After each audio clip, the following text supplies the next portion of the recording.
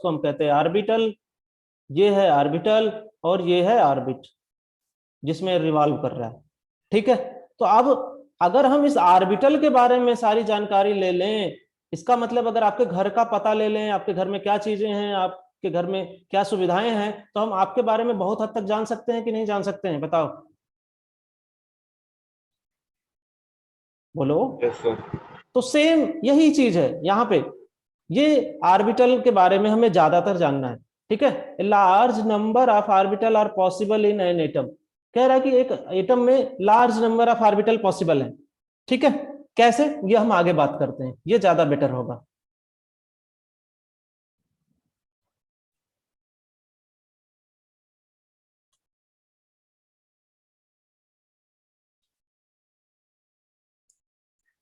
Next topic कह रहे हैं कि large number of orbital, large number of orbital possible है। ठीक है, large number of orbital possible है और उनके साइज और शेप अलग अलग होंगे। तो हम साइज और शेप की भी बात आगे करेंगे। ठीक है, ऑर्बिटल का जो शेप है और जो उसका ओरिएंटेशन है वो उसके probability of finding of electron पे डिपेंड करेगा। ठीक है, सब कुछ साई बता देगा कि कैसा शेप है, सर्कुलर है, डंबल है, डबल डंबल है, ये सब कुछ साई से निकल के आ जाएगा। ठीक है, जितना छोटा ऑर्बिटल होगा, an orbital of smaller size means there is more chance to find an electron near the nucleus.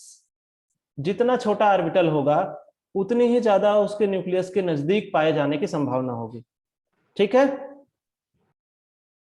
अब एक बात बताओ कि आपका मकान बहुत बड़ा है, आपका मकान एक कमरे का है और किसी का मकान 10 कमरे का है, तो आपको पता नहीं है कि वो एक बंदा इस 10 कमरे में कहाँ पे बैठा है। आप हमें बताओ, ये 10 कमरे हैं। ठीक है, आप मान लो यहाँ पे हो, अगर हम इधर से इंटर करें तो सारे कमरे छानते हुए, इधर से छानते हुए, इधर से घूमते हुए, तब आपको यहाँ पकड़ पाएंगे ना। और आपका मकान अगर एक ही कमरे का है तो डायरेक्ट उसी में गए आप तुरंत मिल जाओगे कि नहीं मिलोगे?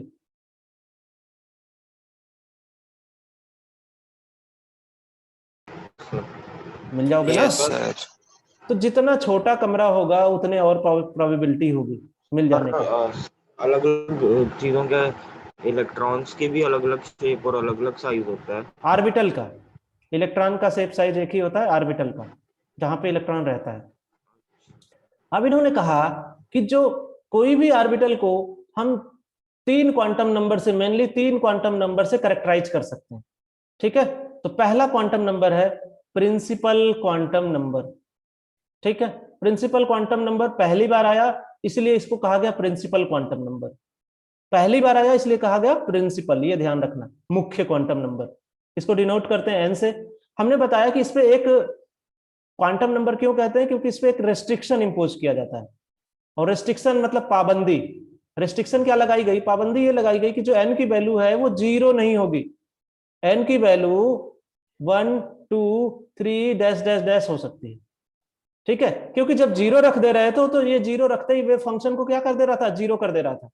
तो इसका मतलब ये 0 पॉसिबल नहीं था, इसीलिए इस पर रेस्ट्रिक्शन लगाएगा और एन विल बी 1 2 3 4। ठीक, अब ये प्रिंसिपल क्वांटम नंबर क्या बताता है, principal quantum number determines the size to the large extent the energy of the orbital. Orbital की साइज और एनर्जी बताता है। जैसे हाइड्रोजन लाइक एटम की बात करें तो हाइड्रोजन लाइक एटम के लिए जो एनर्जी हमने निकाला था पिछली क्लास में, तो आपने पढ़ा था एनर्जी था माइनस का 2.18 into 10 to the power -18 Z square upon n square, पढ़े थे। ये एन ही तो वहां भी प्रिंसिपल क्वांटम नंबर था। बोलो बोलो भाई, वहां भी उसको हम प्रिंसिपल क्वांटम नंबर कहे थे। हमने थोड़ा सा क्वांटम नंबर के बारे में बताया था कि रेस्ट्रिक्शन लगाते हैं, ये चीज इतनी चीज हमने वहां भी बताई थी। क्या हुआ, भूल गए?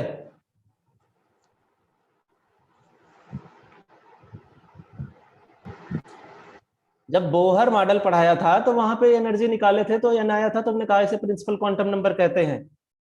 ठीक है, तो ये जो प्रिंसिपल क्वांटम नंबर है, ये प्रिंसिपल क्वांटम नंबर सेल को डिफाइन करता है। और ये सेल क्या है, shell is nothing but orbit. ठीक है, सेल को ही ऑर्बिट कहा जाएगा। और एक और चीज आएगा सबसेल, और सबसेल को कहा जाएगा ऑर्बिटल। तो ये ध्यान रखना कि ये कुछ अलग नहीं है, ये इसी चीज को नया नाम दिया गया है, बस इसे कह दिया गया ऑर्बिटल। अब इन्होंने कहा कि सपोज करो on increasing the number of n, the number of allowed orbital increases and the number is given by n square। ठीक है, अब इन्होंने क्या बताया, इन्होंने ये बताया कि अगर हम एक न्यूक्लियर मॉडल कंस्ट्रक्ट करते हैं इस तरीके का, यहाँ पे हम न्यूक्लियस रख देते हैं, न्यूक्लियस है, इसके बाहर ये ऑर्बिट है, इस पहले ऑर्बिट को कहेंगे n, दूसरे को कहेंगे n बराबर 2, तीसरे को कहेंगे n बराबर 3, चौथे को कहेंगे n बराबर 4, और इसमें नंबर ऑफ ऑर्बिटल की बात करें तो ये जो ऑर्बिटल होगा इसमें n स्क्वायर से दिया जाएगा। किससे दिया जाएगा? n स्क्वायर से। तो पहले में 1 का स्क्वायर करो, 1 का स्क्वायर करेंगे तो 1 आएगा, मतलब इसमें केवल एक ऑर्बिटल होगा। दूसरे में 2 का स्क्वायर करो, कितना आ रहा है? 4। तो इसमें कहा कि इन्होंने 4 ऑर्बिटल होंगे, और हम अभी आपको थोड़ा एडवांस में बता दिए थे कि एक ऑर्बिटल में 2 इलेक्ट्रॉन होगा, तो इसमें कितने इलेक्ट्रॉन आ सकते हैं? टोटल 8 इलेक्ट्रॉन आ सकते हैं। ठीक है, 4 ऑर्बिटल है। तीसरे का बताओ, 3 का स्क्वायर करो 9, यहाँ पे 9 ऑर्बिटल होंगे, और ये सारा कुछ हम आगे पढ़ेंगे इन ऑर्बिटल के, जब हम नामकरण करेंगे इन ऑर्बिटल का, तब वहां पे आपको अच्छे से मैं और बताऊंगा। फोर्थ में यहाँ कितने होंगे? 4 का स्क्वायर 16, तो यहाँ टोटल 16 ऑर्बिटल होंगे, ये ध्यान देना, ऐसे 16 होंगे। ठीक, इन सेल को कैपिटल लेटर KLMN से डिनोट किया गया। तो n बराबर 1 को K कहा गया, इसको कैपिटल L, इसको M, इसको N, ये डिनोशन, ये केवल नोटेशन है। ठीक है, ऐसे डिनोट किया गया।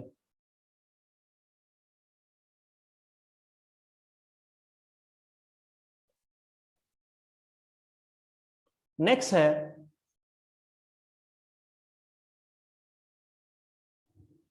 अब हमें बताओ कि जो हमने कहा कि n एनर्जी बताता है, अगर आप पीछे वाला भी फार्मूला यूज करो तो अभी हमने बताया था कि E proportional to Z square by n square energy को बता रहा है कि नहीं बता रहा है। दूसरा, आपने बोहर मॉडल में पढ़ा था R equals to 0.529 picometer, sorry angstrom, और n स्क्वायर बाई Z पढ़ा था। ये रेडियस भी बताएगा। अब रेडियस को भी अगर बता रहा है तो आप यहां से कह सकते हो कि ये साइज बता रहा है, साइज बता रहा है ना, साइज और एनर्जी। तो पहली क्वांटम नंबर मेनली किन चीजों को बताया आपको? फर्स्ट क्वांटम नंबर आप मेनली कह सकते हो कि एनर्जी, ठीक है, और साइज, साइज ऑफ ऑर्बिटल, तो 2 चीजों को इसने बताया। ठीक, और ये भी है, प्रिंसिपल क्वांटम नंबर बढ़ेगी तो साइज बढ़ेगी। तो अभी आपने ये देखा कि ये न्यूक्लियस है, यहाँ n बराबर 1 2 3, तो साइज बढ़ती जा रही है यहाँ से। तो यहाँ से भी देख लो, इस वाले फार्मूले से भी n बढ़ाओगे, क्यों? क्योंकि r directly proportional to n square है। क्लियर? तो ये 2 चीजों को मेनली ये प्रिंसिपल क्वांटम नंबर आपको बता गया। क्या क्या बताया? एनर्जी और साइज। इन 2 चीजों के अलावा और 2 चीजों को बताया। 2 चीजों को क्या बताया? Number of orbital, number of orbital n square, और यहीं से हम कह दे तो नंबर ऑफ इलेक्ट्रॉन भी बताया। Number of electron, number of electron क्या है? क्योंकि एक ऑर्बिटल में 2 होते हैं, तो 2 और कितने ऑर्बिटल है? n स्क्वायर, तो 2n square is the number of electron in the shell, number of electron in a given shell. किसी गिवन सेल में कितने इलेक्ट्रॉन होंगे, ये 2n स्क्वायर से बताता है। क्लियर है?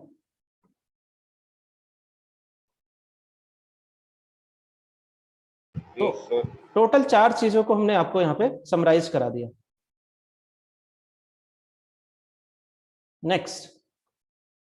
नेक्स्ट है azimuthal quantum number and that will be the L।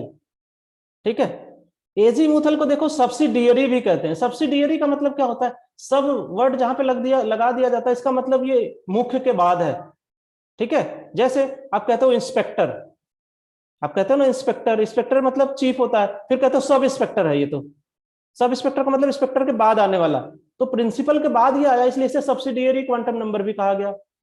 ये quantum number basically angular momentum को बताता है, या एंगुलर मोमेंटम पे फोकस है, इसलिए इसे ऑर्बिटल एंगुलर मोमेंटम भी कह दिया गया। ठीक है, और एजीमुथल क्वांटम नंबर भी कहा गया। क्लियर? तो देखो किसी भी ऑर्बिटल का ये 3 डायमेंशनल शेप बता देता है, 3 डायमेंशनल शेप ऑफ ऑर्बिटल बताता है। और वो कैसे पता चलता है? ऑर्बिटल एंगुलर मोमेंटम को मेजर करके। क्लियर? तो अभी आगे हम शेप भी देखेंगे, लेकिन अभी देखो कि इसकी वैल्यूज क्या होती है। For a given value of L, अगर एन की एक गिवन वैल्यू है, मान लो एन बराबर 1 है, ठीक है, तो जो एल की वैल्यू होगी ये होगी एन माइनस 1। ये क्या होगी? एन से एक कम होगी, एन माइनस 1 होगी एल की वैल्यू। तो अगर एन की वैल्यू आप 1 रख दो तो एल की वैल्यू क्या आएगी? 0। एन की 2 रखो तो यहां आएगी 1, यहां 3 रखो तो यहां आएगी 2, करस्पॉन्डिंग इसी तरह बढ़ते जाएगी। ठीक है, बात समझ में आई? अब जीरो का मतलब क्या है? जीरो का मतलब ये है कि ये ऐसा शेप है जिसका एंगुलर मोमेंटम नहीं है। ये ऐसा शेप है जिसका एंगुलर मोमेंटम है ही नहीं। जीरो का मतलब एंगुलर मोमेंटम को ही बता रहा था ना, ये एंगुलर मोमेंटम को बता रहा है। इसका मतलब इसका एंगुलर मोमेंटम क्या आ रहा है? एंगुलर मोमेंटम 0 आ रहा है। इसका मतलब इसका जो शेप होगा वो स्फेरिकल होगा, किसी भी एंगल का होगा नहीं। न्यूक्लियस से या फिर अपने सेंटर से चारों तरफ अगर कोई चीज सिमेट्रिकल है तो उसका कोई एंगुलर मोमेंटम ही नहीं आएगा। इसका मतलब आगे चल के हम यही पढ़ेंगे कि ये बेसिकली एस ऑर्बिटल को डिनोट करता है। और एस ऑर्बिटल कैसा होगा? स्फेरिकल होगा। बोलो। दूसरा, एन की वैल्यू अगर 1 ले लें, 1 का मतलब क्या कि इसका एंगुलर मोमेंटम एक डायरेक्शन में है, मतलब किसी एक डायरेक्शन में इसके लोब होंगे। मतलब आगे चल के हम आपको बताएंगे कि ये डंबल शेप है, डंबल शेप। एक डायरेक्शन में इसका एंगुलर मोमेंटम है। अगर ये वाई एक्सिस है तो ये आगे चल के हम बताएंगे इसे पी वाई ऑर्बिटल कहा जाएगा। बात समझ में आ गई? तो ये बताएगा कि इसका एक डायरेक्शन में मोमेंटम है, 2 का मतलब 2 डायरेक्शन में मोमेंटम है, 3 का मतलब 3 डायरेक्शन में मोमेंटम है, ठीक है, 4 का मतलब 4 डायरेक्शन में मोमेंटम है। अब ये कोई ना कहना कि 4 डायरेक्शन सर नहीं होती है, ठीक है। ये मत कहना हमसे कि ठीक है सर हमने केवल एक्स वाई जेड ही पढ़ा है, 4 डायरेक्शन नहीं होती है, तो ये हम नहीं बताएंगे। अब ये अपने मैथ वाले सर से पूछ सकते हो।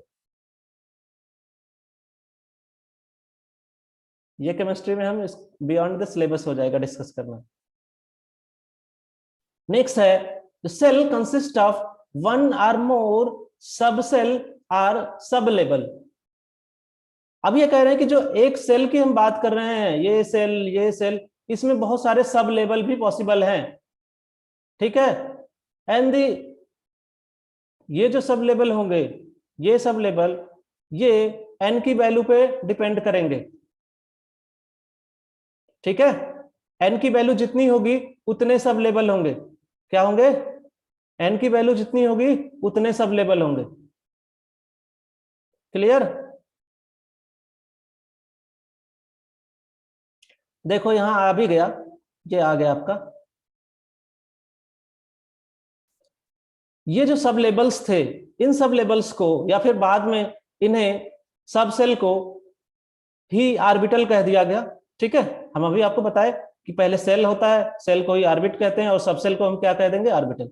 तो एल की वैल्यू अगर 0 है तो वो एस ऑर्बिटल को डिनोट कर रहा है, एल की वैल्यू अगर 1 है तो वो पी ऑर्बिटल को। एस क्यों? क्योंकि ये स्फेरिकल है, उसका एंगुलर मोमेंटम 0 होता है।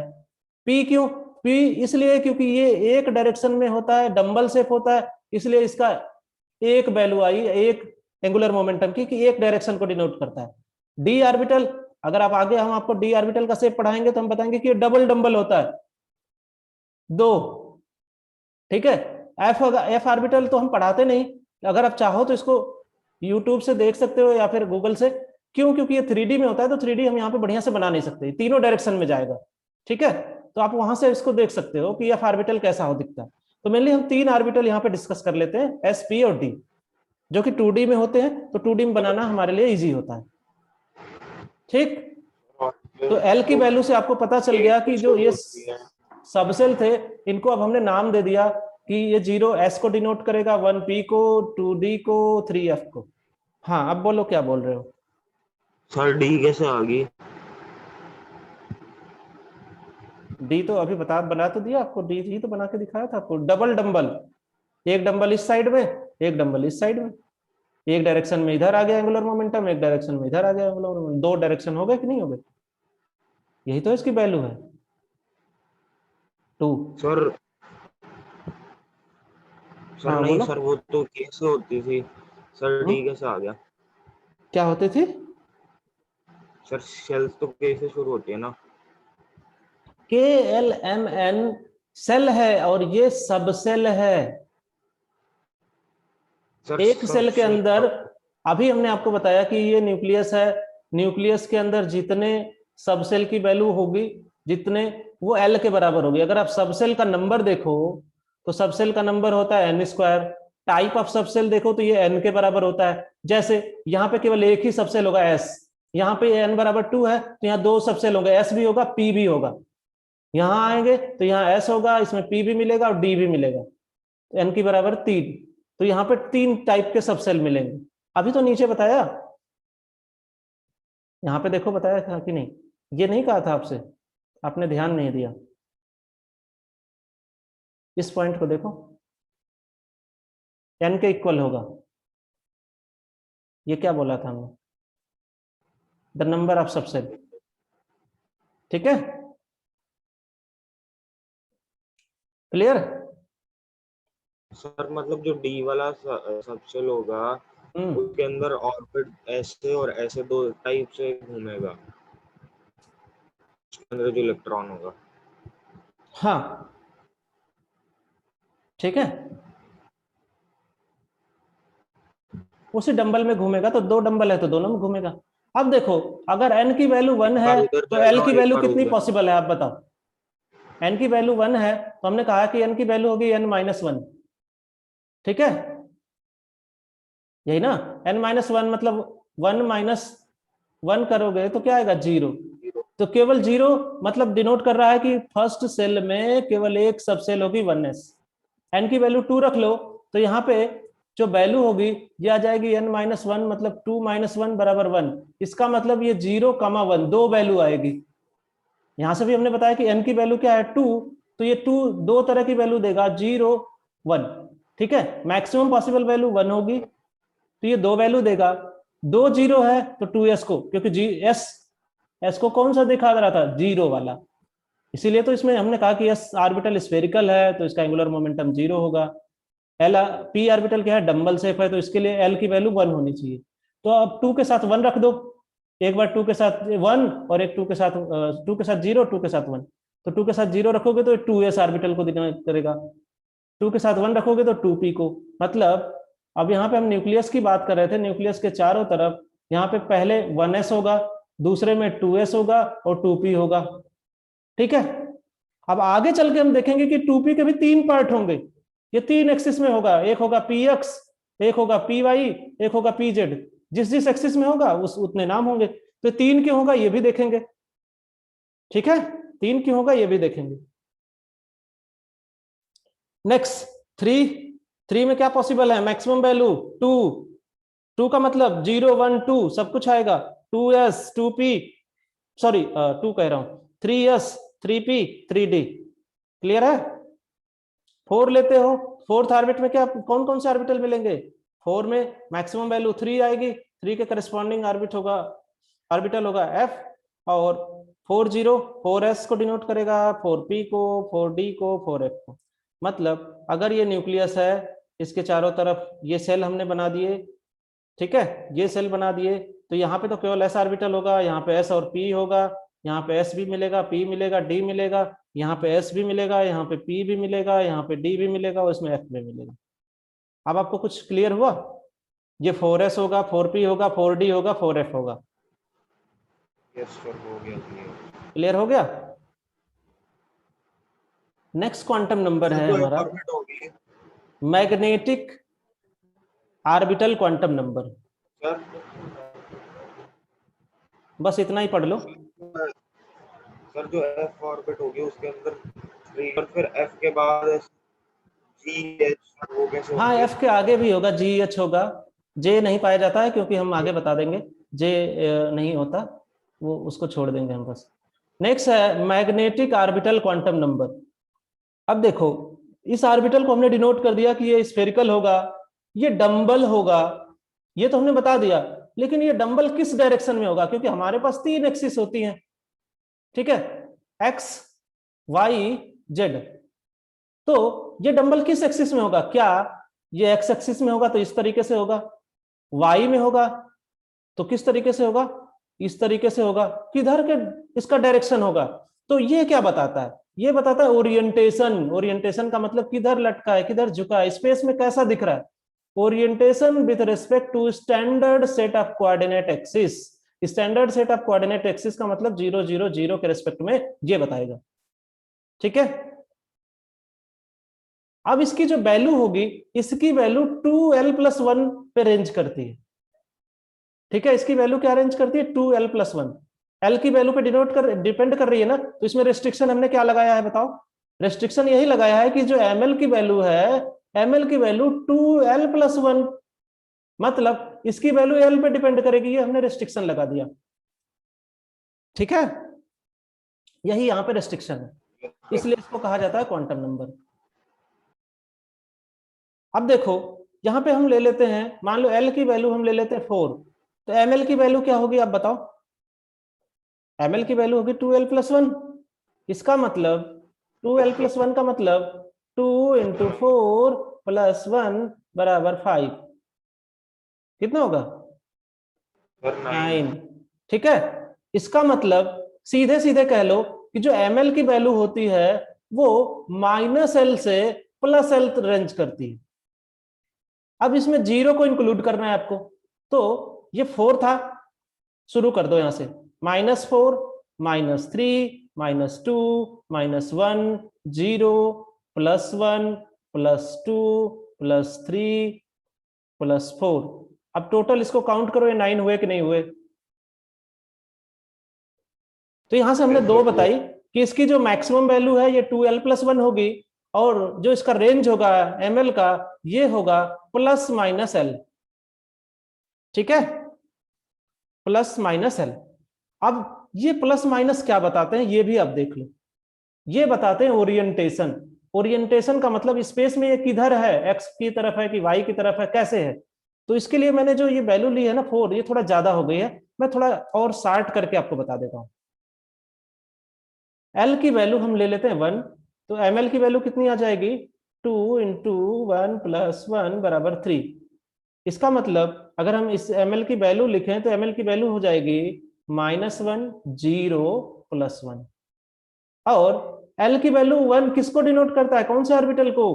पी ऑर्बिटल को, पी सब सेल ना, या पी ऑर्बिटल। तो इस पी ऑर्बिटल को डिनोट करता है। इसका मतलब ये बता रहा है कि पी ऑर्बिटल में 3 सबसेल होंगे, ठीक है। एक होगा पी एक्स, एक्स एक्सिस के लॉन्ग, एक होगा पी वाई, ये अगर हम एक्स एक्सिस ले लेते हैं, ये वाई, और ये वाला जेड, तो ये होगा आपका पी एक्स, ये होगा पी वाई, और एक ऑर्बिटल होगा जेड एक्सिस के लॉन्ग, और ये होगा इस तरीके से, तो ये होगा आपका पी जेड।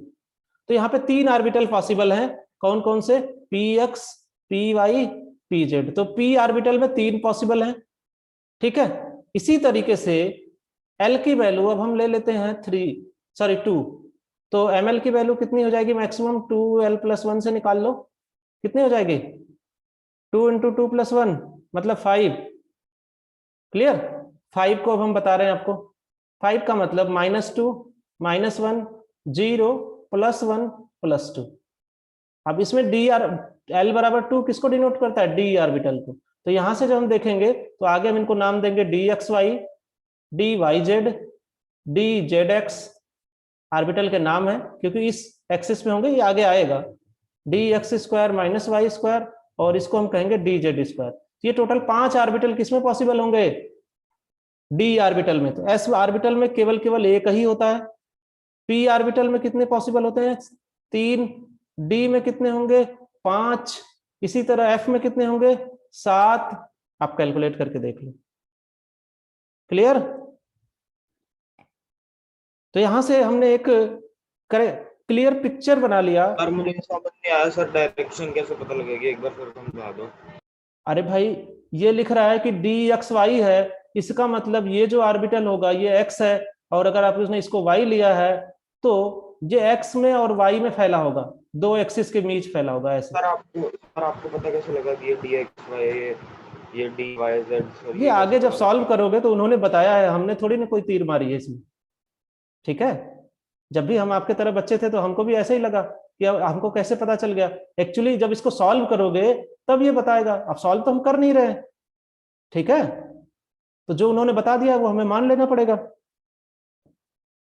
और सर ऐसा कहीं भी पे नहीं है भी कि आप मान लो, ऐसे। आप सॉल्व करके देख सकते हो। ठीक है, ऐसा इसलिए होता है, जब हम इसको सॉल्व करते हैं ना तो ये साइन थीटा कॉस थीटा के फंक्शन में आता है, जब इसको प्लॉट करते हैं तो उसी एक्सिस में जाता है, इसकी वजह से ये आता है, ऐसा नहीं है। ठीक है, क्लियर हुआ कुछ? सर ये हर ऑर्बिट में डी एक्स वाई से शुरू होता है ना? डी या ऑर्बिटल में कहीं सब भी? में होगा, सारे डी, चाहे 3D ले लो, चाहे 4D ले लो, चाहे 5D ले लो, इसके आगे बस 5 4 3 अलग लगता चला जाएगा, वो बात अलग है। सर अगर एस पी ऐसे इन ऑर्बिटल में दूसरी ऑर्बिटल में होगा? हाँ, तो इसके आगे अभी तो आपने पढ़ा ना, 1s 2s 3s, नहीं पढ़ा था क्या अभी? नो सर, यस सर पढ़ा है, बट उसकी डायरेक्शन उसमें भी यही रहेगी, d x y d y हाँ, जेड वो ऐसे। एक्सिस के, ये डायरेक्शन एक्सिस के अलॉन्ग है। ये देखो यहाँ पे हमने आपको पढ़ाया है। ठीक है, यहाँ पढ़ाया है 4s 3s 2s 1s। Yes sir. तो अब देखो, हमने 3 क्वांटम नंबर पढ़ ली, एन एल एम। तो ये 3 क्वांटम नंबर क्या करेंगे, डिस्क्राइब करेंगे हमारे ऑर्बिटल को। ठीक है, जैसे अगर हम आपसे कह दें कि n बराबर 2 है, l बराबर 1 है और ml बराबर 0 है, तो कौन सा सबसेल होगा? देखो n बराबर 2 से तो आपको इतना क्लियर हो गया कि न्यूक्लियस है, इसके बराबर n बराबर 1, n बराबर 2, यहां हो गया, इसमें s होगा, इसमें क्या होगा, s और p होगा, ये तो क्लियर हो गया। अब l की वैल्यू दे रखी है 1, l की वैल्यू 0 1 2 3, याद करो 4, 0 के करस्पॉन्डिंग s होता था, इसके p, तो 1 दिया, इसका मतलब कौन सा होगा ये, 2, बोलो 2, और l बराबर 1 पे 2p होगा, ये तो क्लियर हो गया। अब उसके बाद ml के वैल्यू 0 दिया है, तो ml की वैल्यू हम लिख लेते हैं, ml -1 0 +1, 3 वैल्यू होती है, तो इसको अगर हम px लिखते हैं तो ये हो जाएगा py, ये हो जाएगा pz, मतलब 2py की वैल्यू ये दे रखा है। ये नंबर क्या हमें बताते हैं, 2py है। ये उसी तरीके से है जैसे आपके घर का एड्रेस है। आपके घर के एड्रेस में हम क्या लिखते हैं, हम पहले आपके जगह का नाम लिखते हैं, जैसे तिलक नगर में आप हो तो तिलक नगर। ठीक है, फिर उसके बाद उत्तम नगर में है ये उत्तम नगर, फिर दिल्ली है, फिर पिन कोड डाल देते हैं, यही ना। तो एक एक क्वांटम नंबर एक एक एड्रेस का काम करते हैं।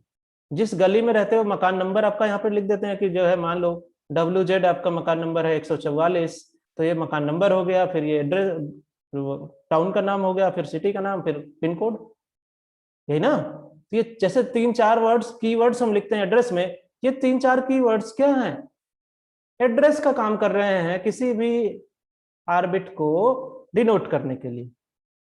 ठीक, यस सर। हाँ, अभी ये नंबर ऑफ सेल और सब, सॉरी, नंबर ऑफ ऑर्बिटल निकाल सकते हो एल की वैल्यू से। एल की वैल्यू अगर 0 है तो इसके लिए एस, एल की वैल्यू 1 है तो पी, ये तो अभी मैंने फिर बताया था। ठीक है, ये बताया था। इसमें कितने होंगे ये भी हमने बताया था ना, 2l+1,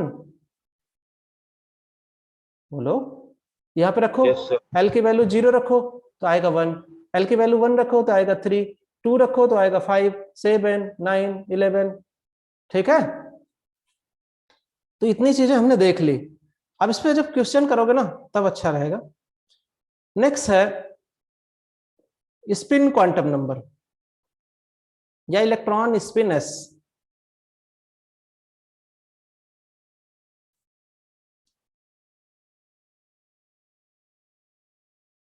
अब देखो, हमने कहा कि जब स्पेक्ट्रा एनालिसिस किया गया तो ये स्पेक्ट्रा को जब हायर मैग्नेटिक फील्ड अप्लाई की गई तो ये जो एक लाइन मिल रही थी, ये एक लाइन एक लाइन, दो लाइन में, ऐसे दो लाइन, यहाँ पे दो लाइन में स्प्लिट हो गई।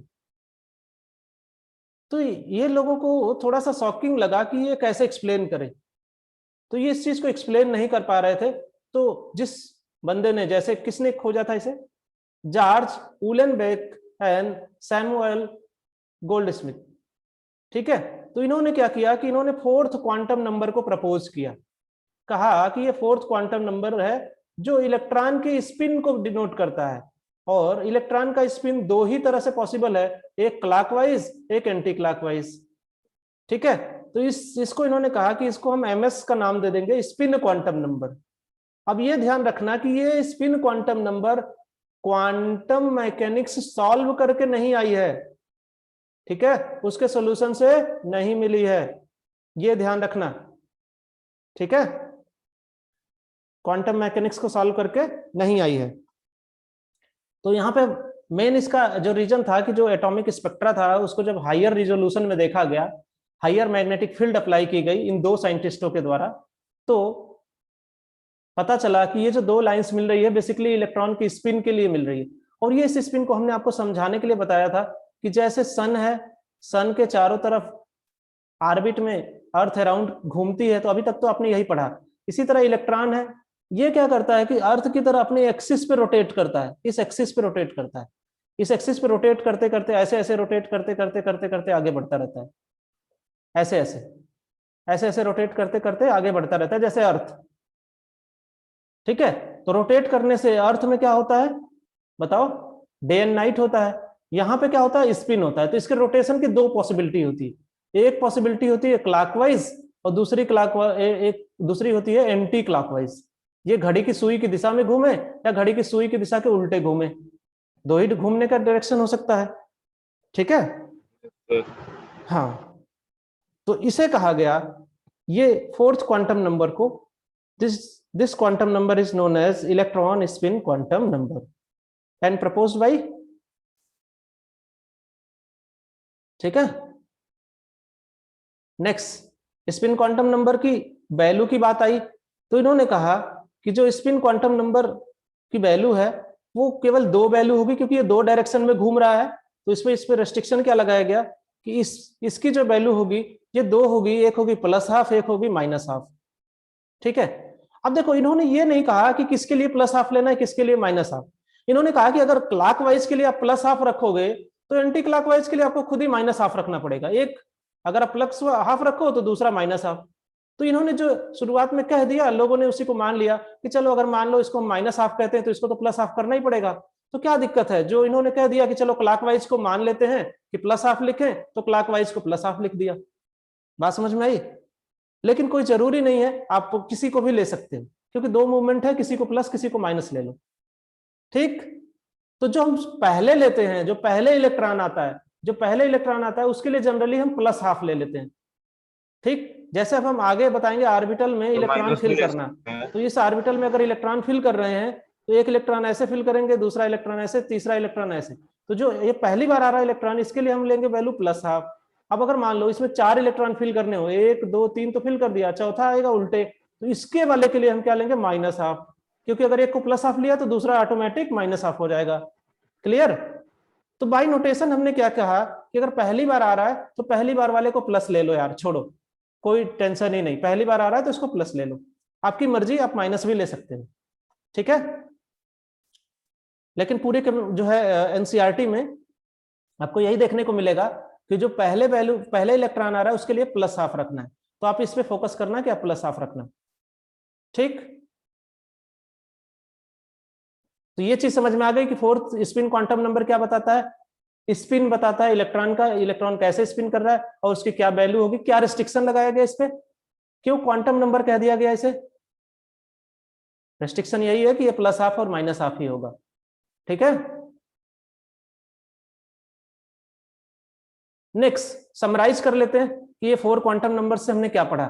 जो पहला था वो प्रिंसिपल क्वांटम नंबर था, ये किस चीज को डिनोट कर रहा था, साइज और लार्ज एक्सटेंट तक एनर्जी ऑफ ऑर्बिटल, ये हमने बता दिया था। ये सब कुछ डिस्कस्ड है, बस थोड़ा सा समराइज कर लो। सेकंड, एन, सेकंड पॉइंट में एन, एनएच सेल की अगर हम बात करें तो उसमें जो एल होंगे, जो सबसेल होंगे, वो कैसे डिटरमिन किए जाएंगे? 2l+1 से। ठीक है, एल बराबर अगर 0 है तो ये एस ऑर्बिटल को, एल बराबर अगर 1 है तो वो पी ऑर्बिटल को, ये सब कुछ हमने बात कर ली है। ठीक है, ये मल्टी इलेक्ट्रॉन एटम के लिए। Third, ML. एमएल किसको डिनोट करता है बताओ? ओरिएंटेशन ऑफ ऑर्बिटल को। अरे भाई पढ़ा है अभी? ओरिएंटेशन ऑफ ऑर्बिटल को ना p x p y p z कब कह सकते हैं? जब हम एमएल देख लें। एमएल की वैल्यू क्या होती है? एमएल की जो वैल्यू होती है ये +L2 -L होती है। ठीक है, इसको टोटल वैल्यू अगर पूछे तो 2l+1। क्यों? क्योंकि बीच में 0 है तो इसलिए इसको 1 कर दे, 0 को इंक्लूड करना पड़ेगा जब कोई भी वैल्यू, सॉरी ये -L से है, -L से +L। ठीक है, हाँ एक चीज ये है, ये आप थोड़ा सा पढ़ना, क्योंकि मैं बार बार ऑर्बिट और ऑर्बिटल पढ़ा चुका हूं, तो आप इसको थोड़ा सा पढ़ लेना। और जो लास्ट क्वांटम नंबर था, जो लास्ट क्वांटम नंबर था वो किसको डिनोट कर रहा था? ms, refer to the orientation of the spin of electron. Spin electron दो पॉसिबिलिटी थी, क्लॉकवाइज एंटी क्लॉकवाइज। इसके लिए हमने कहा +½ रखो, इसके लिए हमने कहा -½ रखो। क्योंकि आपको क्लॉकवाइज एंटी क्लॉकवाइज नहीं देगा, वो क्या देगा कि आपको ऑर्बिटल बना देगा और कहेगा इसमें इलेक्ट्रॉन फिल है। मान लो पहला इलेक्ट्रॉन फिल है तो इसके लिए क्या लेना है आपको? +½ क्योंकि पहली बार आया है तो +½ मान लो इसी में दूसरी बार आ जाए, यहाँ पे दूसरी बार ये दूसरे इलेक्ट्रॉन के लिए, तो ये क्या लोगे इसके लिए? -½ ठीक है, बात समझ में आई? Yes sir.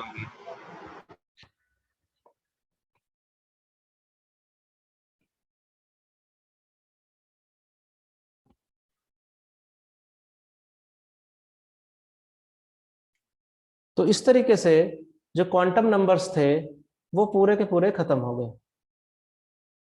ठीक, अब यहाँ पे एक क्वेश्चन है, मैं ये क्वेश्चन करा देता हूं। What is the total number of orbital associated with principal quantum number n?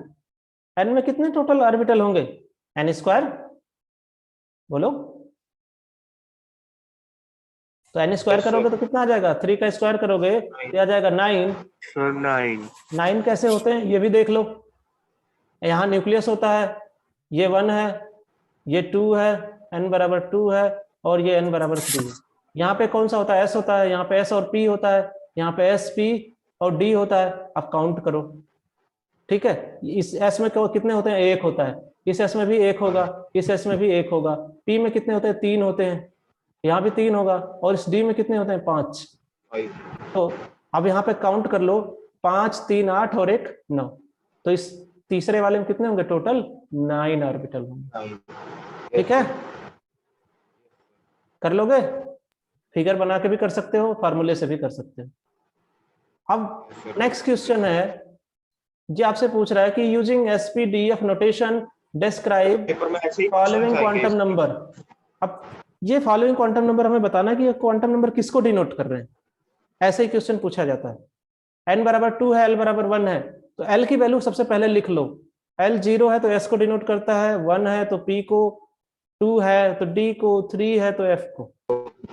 ठीक है, यस। अब देखो l बराबर 1 है तो किसको डिनोट करेगा? p को। n बराबर 2 तो 2p लिख दो, n बराबर 4 ये 0 तो 4s लिख दो, n बराबर 5 ये 3 है, किसको डिनोट करेगा? f ऑर्बिटल को, 5f। इसका बहुत मतलब नहीं है, ये इसके नंबर के आगे आ जाता है बस। ये 3 है और 2 है तो 3d। क्लियर? Yes sir.